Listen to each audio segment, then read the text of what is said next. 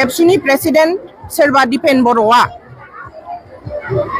बर'आनोमोन ना अयनानोमोन फननि जरियते गथ'फोरखौ मुभ आउट जानो थिननायाव जिहेतु गथ'फ्रा लासैनो एंगारनानै थांदों।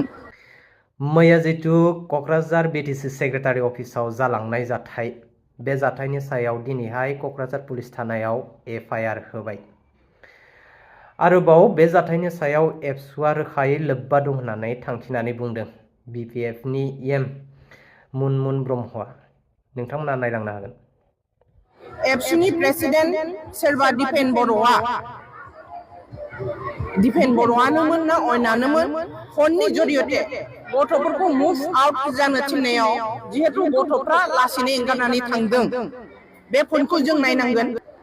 बे एबसु आरो अन्य जायथि संगठनफ्रा जुदि गथ'फोरखौ इनस्टिगेट खालामनानै UN एकाडेमी इउनिभार्सिटिनि गथ'फोरखौ जुदि इनस्टिगेट खालामनानै भेरि माइनर गथ'फोरखौ इनस्टिगेट खालामनानै जायहा गावनि सायाव खाबु गैया बे बैसोनि गथ'फोर बे गथ'फोरखौ इनस्टिगेट खालामनानै जुदि अबेबा संगठनफ्रा आं मेनसन खालामबाय एबसुनि प्रेसिडेन्टआ बेहायनो अभारफन खालामनानै होनदों बेबादि दा खालामनो नाङा थांफिनदो होननानै बुंहरदों। बहुद आनफर्चुनेट मोनसे डिमान्डआ जेन्युइन डिमान्ड जानांगौ। जेन्युइन डिमान्ड बयबो आबेग दङ जे डिमान्ड खालामदों बियो जेन्युइन आबेग बयहाबो जड़ित दङ। किन्तु बेखौ बे नङा दे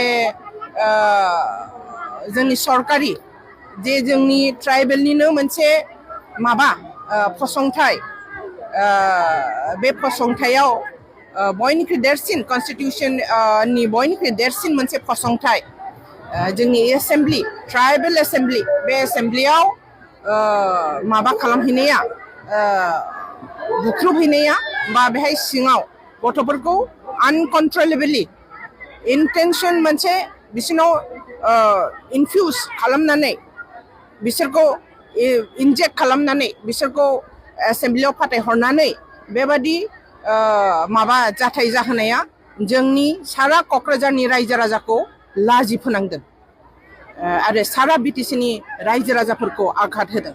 बाहायथ' जों जा नुनो मोनदों बे इनसिडेन्ट एरियायाव जे धरननि खोथा बाथ्रा होनदों आरो जे धरननि माबाखौ खालामदों डिसिप्लिनखौ खालामहरहोदों अभार फनजों एबसुनि प्रेसिडेन्ट सोरबा दिपेन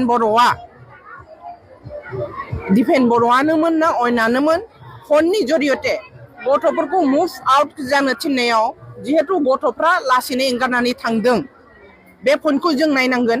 आनफर्चुनेट बे एबसु आरो अन्य जायथि संगठनफ्रा जुदि गथ'फोरखौ इनस्टिगेट खालामनानै UN एकाडेमी इउनिभार्सिटिनि गथ'फोरखौ जुदि इनस्टिगेट खालामनानै भेरि माइनर गथ'फोरखौ इनस्टिगेट खालामनानै जायहा गावनि सायाव खाबु गैया बे बैसोनि गथ'फोर बे गथ'फोरखौ इनस्टिगेट खालामनानै जुदि अबेबा संगठनफ्रा आं मेनसन खालामबाय एबसुनि प्रेसिडेन्टआ बेहायनो अभारफन खालामनानै होनदों बेबादि दा खालामनो नाङा थांफिनदो होननानै बुंहरदों। गतिके बेफोर खोथाखौ जुदि मिन्थियोब्ला बिथांमोनहानो जड़ित होननानै जों सानो। दिस इज भेरि आनफर्चुनेट। एसेबां बर' जातिनि सेनस्रि जानानै बर' गथ'फोरजों बर'नि फसंथायखौ बेबादि जाथाय खालामहोनाया बिराद आनफर्चुनेट जादों। फरायसाफ्रा लेखा फरायनांगौ, केरियार बानायनांगौ, मोजां मोजां इउनिभारसिटि खालामनानै होदों हाग्रामा महिलारिया। मोजां मोजां institution educational institution CIT engineering college फसंथायनानै होदों। मोजां मोजां स्कुल सेन्ट्रेल स्कुल बाहाय दङ, उमुक दङ।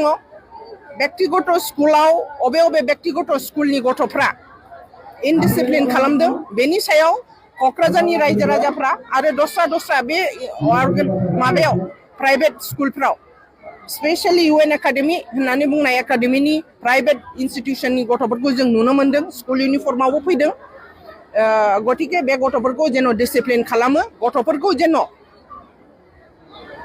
इनजेक्टेड माखासे गाज्रि खोथा सोनानै बिसोरखौ प्रदुषित खालामाबालानो बिसोरखौ मोजां खोथा सोनानै लेखा गोरों आरो जौगाथिनि खामानि आरो जातिखौ रेसपेक्ट खालामनो आरो फसंथाइखौ जोंनि सिनायथिखौ रैखा खालामनो थाखाय बिसोरखौ जेन' उपदेश परामर्श होयो बिसोरनि स्कुलाव बेनि थाखाय आङो बिथांमोनखौबो खावलायगोन।